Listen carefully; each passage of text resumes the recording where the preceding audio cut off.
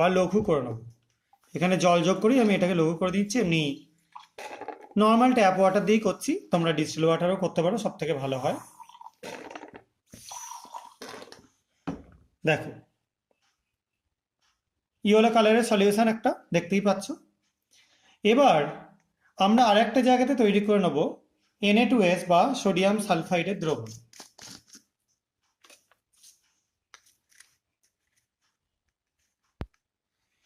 Na2S এর এরকম তোমরা ফ্লেক্স দেখতে পাবে, সেটাকে আমরা জলে ফেলে দ্রবণ তৈরি করব।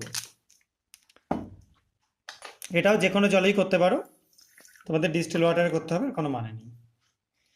এবার আমরা এটাকে অ্যাড করে নেব এটার মধ্যে। দেখো প্রথমে কালো হয়ে যাচ্ছে, তারপর আস্তে আস্তে কালারটা চলে যাচ্ছে। সবাই নিশ্চয়ই দেখতে পাচ্ছ ব্যাপারটা। দেখো কালো হচ্ছে, তারপর কিন্তু সলিউশনটার কালারটা আস্তে আস্তে ডিসঅ্যাপিয়ার করে